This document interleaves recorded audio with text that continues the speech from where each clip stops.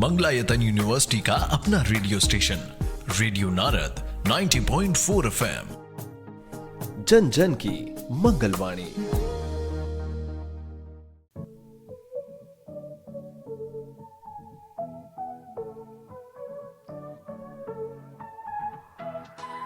स्वागत है दोस्तों, रेडियो नारद 90.4 FM से मैं हूं आपके साथ आरजे याशी और प्रोग्राम शुरू हो गया है ज्ञान सागर। जी हां दोस्तों, जिसमें हम आपके ज्ञान को करते हैं और भी ज्यादा उजागर।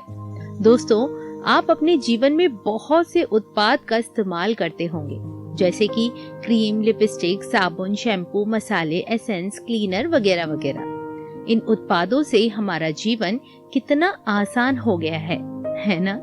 कहने को तो ये कहीं ना कहीं केमिकल्स से बना हुआ है, लेकिन क्या बिना केमिकल्स के हमारी जिंदगी आसान है? एक बहुत बड़ा सवाल है। आइए इसका जवाब ढूंढते हैं और जानते हैं कि हमारे दैनिक जीवन में रसायन शास्त्र कहां-कहां और कितना उपयोग में आ रहा है।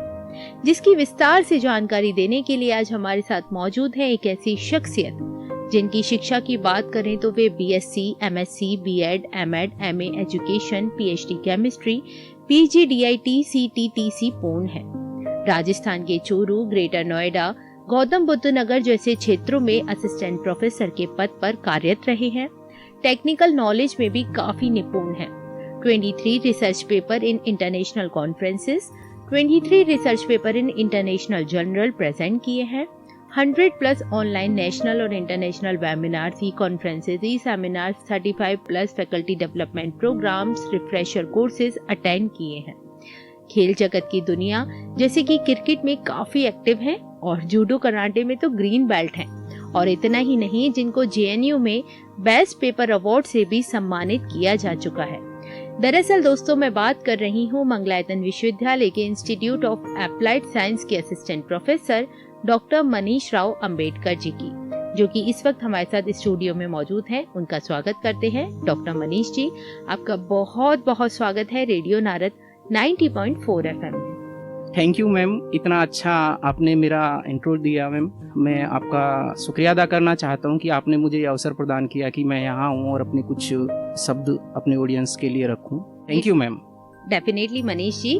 और केमिस्ट्री या मैं कहूँ कि रसायन शास्त्र हम सब ने थोड़ी बहुत अपने जीवन में पढ़ी है, लेकिन हमारे देश में कई लोग ऐसे भी हैं जो हर प्रक्रिया को बारीकी से समझना चाहते हैं और उसके बारे में जानना चाहते हैं। तो मैं शुरुआत करती हूँ हमारे आज के विषय से। केमिस्ट्री अर्थात रसायन विज्ञान का एक हिस्सा है, लेकिन क्या आप हमें इसे साधारण भाषा में समझा सकते हैं? जी मैम, बिल्कुल। जैसे कि हम बात करते हैं रसायन विज्ञान की, तो रसायन विज्ञान में मूलतः हम पदार्थों के निर्माण में चीजें सम्मिलित हैं उनके बारे में हम लोग जानने का प्रयास करते हैं, और जो चीजें उसमें व्यवस्थित हैं वो किस तरह से एक दूसरे से जुड़ी हुई हैं। और इस सबके फलस्वरूप उस पदार्थ के जो गुणधर्म हैं वो गुणधर्म कैसे, प्रॉपर्टीज कैसी हैं, और वो आपस में एक दूसरे पदार्थ के साथ कैसे संतुलित वे में रासायनिक अभिक्रिया करती हैं और नए नए पदार्थ जो है निर्मित करने में भाग लेती हैं। अगर इसे और भी सामान्य रूप से कहें तो पदार्थ किन किन चीजों से निर्मित है, कैसे उसकी स्थिति है कि लिक्विड है, सॉलिड है, गैस है, तो फिर वो एक दूसरे के साथ कैसे अभिकृत करके नए नए पदार्थों का निर्माण करते हैं, इस सब के बारे में हम रसायन विज्ञान में अध्ययन करते हैं। बिल्कुल सर। वहीं अगर हम वैल्यू और इम्पोर्टेंस की बात करें तो दैनिक जीवन में रसायन विज्ञान का महत्व क्या है? मैम, जैसे कि हमने अभी बात की कि रसायन विज्ञान जो है हमारे हर पहलू को जीवन के प्रभावित करता है। बिल्कुल। हम आज देखते हैं कि डे बाय डे लाइफ में हम जितनी भी चीजें इस्तेमाल करते हैं वो कहीं ना कहीं उन चीजों को इम्प्रूव करने में, उनके निर्माण में जो है रसायन विज्ञान का बहुत अपूर्व योगदान है। आज जो चीजें हम इस्तेमाल करते हैं, दिनों दिन जो उनमें सुधार किया जाता है, उस सब में रसायन विज्ञान का योगदान है। और इवन मैं यहाँ तक भी बात करूं कि जो मैं खुद यहाँ बैठा हुआ हूँ, मैं भी पूर्णतः रासायनिक पदार्थों से जो है निर्मित हूँ। कोई भी प्राणी, कोई भी पदार्थ रासायनिक पदार्थों से ही मिलकर बना हुआ है। बिल्कुल सर। वहीं आज की दुनिया फैक्ट से जुड़ी है, तो हम केमिस्ट्री की बात करें तो केमिस्ट्री से जुड़े कुछ फैक्ट्स आप बता सकते हैं जो आमतौर पे लोगों को पता होने चाहिए? जैसे कि हम लोग भी रासायनिक पदार्थों से निर्मित होते हैं। हमारी स्किन है प्रोटीन से निर्मित है, हमारी हड्डियां कैल्शियम फॉस्फेट से निर्मित है, टीथ कैल्शियम फॉस्फेट से निर्मित है, हेयर जो है, नेल्स जो हैं, ये भी डेड प्रोटीन के हिस्से होते हैं मैम। बिल्कुल। और these all things are made up from the रासायनिक सब्सटेंस। ये सारी चीजें जो है रासायनिक सब्सटेंस से ही मिलके बनी हुई हैं। तो कहीं ना कहीं केमिस्ट्री की जो प्रेजेंस है वो हमारी बॉडी में भी है मैम। अगर हम देखें तो 65% हम लोग ऑलमोस्टली वाटर को कंटेन करते हैं बॉडी में। इसके अलावा मैम हमारे अंदर हाइड्रोजन भी होती है, कार्बन भी होते हैं, उनकी परसेंटेज कंपोजिशन भी है, और नाइट्रोजन और फास्फोरस भी हमारे अंदर उपस्थित होता है। तो अगर किसी को एज अ फैक्ट चाहिए तो पहले वो अपने अंदर झांके जी टोटल केमिस्ट्री हम भरी हुई लोग है। खाना खाने से लेके मैम और खाना पचने यानी टोटल मेटाबॉलिक जो रिएक्शंस हैं और खाना यूटिलाइज होने तक की सारी प्रक्रियाओं में ट्रिलियंस ऑफ रिएक्शंस हमारी बॉडी में हो रही होती हैं। Definitely sir. चलिए अब कुछ बात करते हैं ऐसे प्रोडक्ट्स की जो हम डेली यूज में इस्तेमाल करते हैं, कुछ उपयोग की बात करते हैं। केमिस्ट्री हमारे दैनिक जीवन में कहाँ कहाँ उपयोग में आती है? मैम जैसे केमिस्ट्री को हम लोग जो है अपने क्लीनिंग पर्पज में यूज करते हैं। मेडिसिन्स में हम देखते हैं डे बाई डे जो हमें डिजीज होती है उन डिजीज को क्योर करने में हम लोग मेडिसिन्स के रूप में इसका उपयोग करते हैं। ओके। हम लोग जो खाना खाते हैं उस खाने को जो ऑक्सीडाइज करके हम लोग जो एनर्जी प्राप्त करते हैं वो रस्टिंग चीजों में जैसे जंग लगता है वो। और इसके अलावा मैम हम देखते हैं कि आज हमें ऑफ सीजन में भी चीजें उपलब्ध होती हैं। जैसे अचार को प्रिजर्व करके रखते हैं, जैसे उसमें हम सॉल्ट यूज करते हैं, उसमें नाइट्रोजन यूज करते हैं उन कंटेनरों में भरने के लिए। और हम उनको कई बार जो खाद्य पदार्थ हैं उनको बोरिक एसिड लगा के हम लोग लंबे टाइम तक जैसे चावल है और उन सब चीजों को रखते हैं। तो इस सब में जो है हमारा रासायनिक पदार्थ काम आते हैं। तो आप देखोगे कि डे बाई डे यूज में हम कहीं ना कहीं इन रासायनिक पदार्थों का उपयोग करते हैं, बट ये रासायनिक पदार्थ एक संतुलित वे में यूज किए जाएं तो हमारे लिए बहुत उपयोगी होते हैं। ओके सर, आपने काफ़ी फील्ड्स बताए जिसमें हम कहीं ना कहीं केमिकल्स का उपयोग करते हैं हमारी डेली लाइफ में।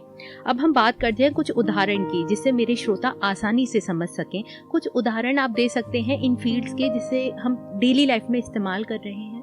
बिल्कुल। जैसे मैम किचन में हम लोग जो है देखते हैं कि जो खाना पकाने के लिए हम लोग गैस सिलेंडर इस्तेमाल करते हैं वो मेटल का बना होता है। ओके। उसके अंदर जो गैस भरी होती है वो प्रोपेन ब्यूटेन होती है, that is also chemical substance, वो भी रासायनिक पदार्थ है।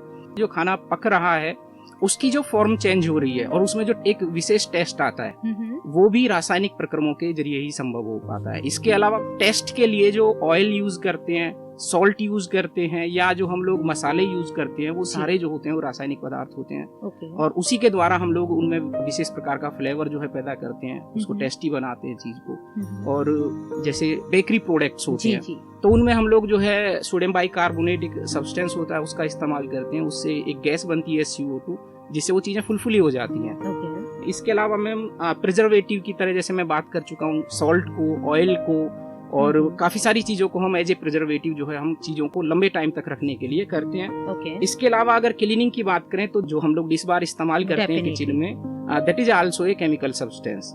हम लोग बहुत टेस्टी फ्लेवर्स की बात करते हैं।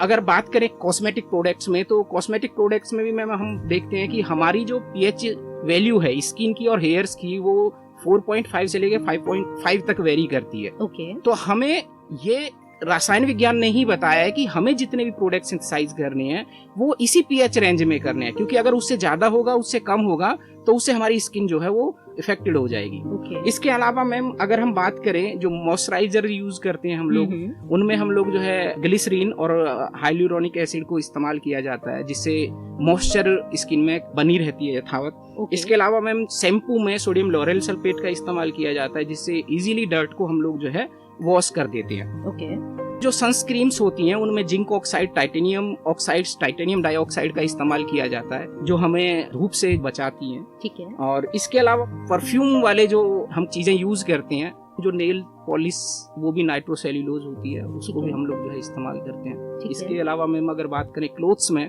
इन फ्यूचर में हम इस तरह के क्लोथ्स पाएंगे कि जो इजीली वॉशेबल होंगे और एंटी माइक्रोबियल, उनसे काफी सारे जो माइक्रो ऑर्गेनिज्म है वो भी दूर रहेंगे।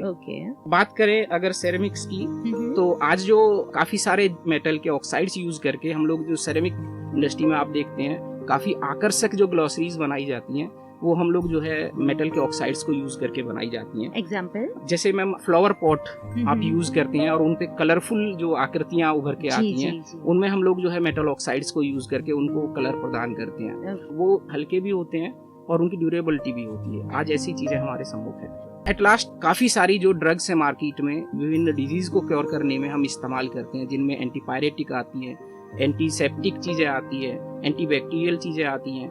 तो ये काफ़ी सारी मेडिसिन्स हैं जो हम लोग जो है मार्केट में इस्तेमाल करते हैं, ये सारी जो हैं ये हमारी रासायनिक पदार्थों की ही देन है। चाहे तो वो आर्टिफिशियली सिंथेसाइज किया गया हो, चाहे तो प्लांट्स का एक्सट्रैक्ट हो, जी। किसी भी फॉर्म में हम लोग जो इस्तेमाल कर रहे हैं मैम। और इसके अलावा जो हम लोग वैक्सीन इस्तेमाल करते हैं जिससे हमारी बॉडी में पहले से ही एंटीबॉडीज बन जाती हैं, ताकि आने वाले टाइम पे हमें अगर कोई व्याधि होती है, कोई बीमारी होती है, तो हम इजीली उसको क्योर कर सकते हैं, हमारी एंटीबॉडीज उनको प्रोटेक्ट कर सकती है बॉडी को। तो ये सारी जो चीजें हैं वो रासायनिक विज्ञान की ही देन है कि कैसे ड्रग्स को बनाया जाए, उनका बैड इम्पैक्ट ना रहे बॉडी पे, और उनकी जो एप्लीकेबिलिटी है वो दिनों दिन जो है इम्प्रूव हो। मनीष जी, आपने मुझे बहुत सारे उदाहरण बताए, किचन से रिलेटेड, कॉस्मेटिक प्रोडक्ट से रिलेटेड, क्लॉथ से related, ceramic, cleaning, agriculture sector में, होम अप्लायंसेस में, बिल्डिंग्स में, आपने बहुत सारे उदाहरण दिए। इतने सारे उपयोग आपने रसायन के बताए, यानी हम जो कुछ भी करते हैं सब जगह केमिस्ट्री है। क्या बिना केमिस्ट्री के हम सरवाइव कर पाएंगे, जी पाएंगे? क्या ऐसा पॉसिबल है? नो मैम, केमिस्ट्री हर जगह इन्वॉल्व है। हम लोग जो खाना खाते हैं और उसका यूज होने से लेके और उसकी जो टॉक्सिक सब्सटेंस बनते हैं उनको एलिमिनेट होने तक बॉडी में ट्रिलियंस ऑफ रासायनिक अभिक्रियाएं सम्मिलित होती हैं। तो आई थिंक सो कि हम रसायन से अछूते नहीं है, हर जगह हम रसायन को इस्तेमाल कर रहे हैं। इसके बगैर लाइफ जो है सरवाइव करना संभव ही नहीं है।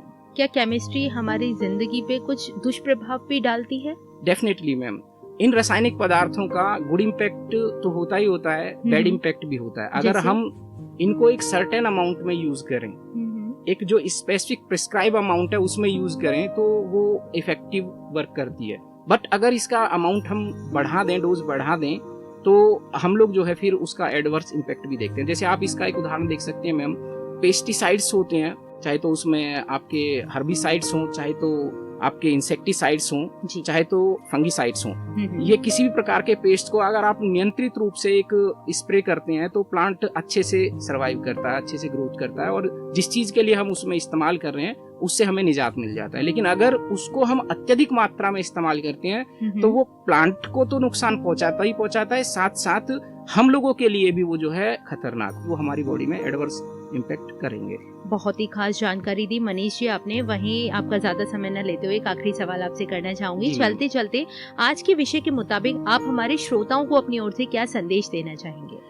मैं अपने श्रोताओं से यही कहना चाहूंगा, क्योंकि हमारे हर चीज के लिए रासायनिक पदार्थ रेस्पॉन्सिबल होते हैं, तो हमारी बॉडी में हम लोग प्रसन्नचित्त रहें। प्रसन्नचित्त रहने के लिए 4 हार्मोन्स होते हैं, एंडोर्फिन, स्ट्रेप्टोमाइसिन, डोपामिन और सेरोटोनिन। ये 4 हैप्पी हार्मोन्स हैं। अगर हम लोग इनको अपनी बॉडी में मेंटेन करके रखते हैं, बैलेंस करके रखते हैं, तो हम लोग प्रसन्नचित्त रहते हैं, खुश रहते हैं, स्वस्थ रहते हैं। वहीं अगर ये हार्मोन्स डिसबैलेंस हो जाते हैं तो हम लोग कहीं ना कहीं हम मानसिक रूप से परेशान रहते हैं, और उसी से कहीं ना कहीं फिर काफी सारी व्याधियों से ग्रसित हो जाते हैं। तो ये बैलेंस बिगड़ता कैसे है? ये बिगड़ इस तरह से सकते हैं, अगर हम किसी चीज को बार बार सोचते हैं, किसी चीज से बार बार प्रभावित होते हैं, या कई बार जो है वो परिस्थितियां उनको जो है इन हार्मोन्स के डिसबैलेंस के लिए रेस्पॉन्सिबल होती हैं। अगर हम लोग प्रसन्नचित्त हैं, हैप्पी हैं, खुश हैं, तो डेफिनेटली हम लोग जो है खुश रहेंगे, एक अच्छी लाइफ सर्वाइव कर सकते हैं। बहुत ही अच्छा संदेश दिया सर आपने।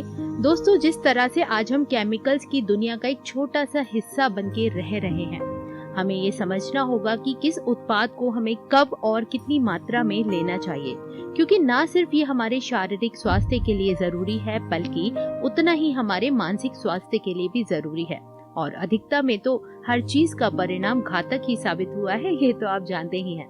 बाकी एक बहुत ही अच्छे संदेश के साथ डॉक्टर मनीष जी ने अपनी वाणी को विराम दिया कि अगर आप खुश रहेंगे, प्रसन्न रहेंगे, तो ना सिर्फ आप हेल्दी रहेंगे, आप डाइटफुल रहेंगे, बल्कि आपके काम भी अच्छे से होने लगेंगे, क्योंकि ये सिर्फ हमारी बॉडी का केमिकल लोचा है, जिसे हम फिल्मी भाषाओं में समझते हैं, सुनते हैं।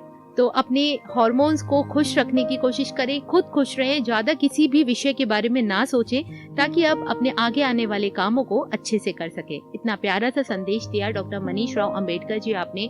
साथ ही रेडियो नारद से जुड़े और हमारे श्रोताओं को आज के विषय केमिस्ट्री इन डेली लाइफ यानी दैनिक जीवन में रसायन शास्त्र पर ढेर सारी जानकारी दी। इस सब के लिए आपका बहुत बहुत धन्यवाद। बहुत बहुत धन्यवाद मैम, आपने भी मुझे ये अवसर प्रदान किया कि मैं मेरी बात अपने श्रोताओं तक पहुंचा पाऊं। इसके लिए मैं आपका भी बहुत बहुत आभारी हूं मैम। Thank you ma'am. बिल्कुल सर। तो दोस्तों, अभी मेरा वक्त हो गया है आप सभी से विदा लेने का। फिर लेकर आऊंगी आपके लिए एक नया खास विषय और जानेंगे उसके बारे में बहुत सी इंटरेस्टिंग बातें एक नए मेहमान के साथ। तब तक के लिए मुझे यानी आरजे याशी को दें इजाजत। Radio Narad 90.4 FM। जन जन की मंगलवाणी। Stay tuned.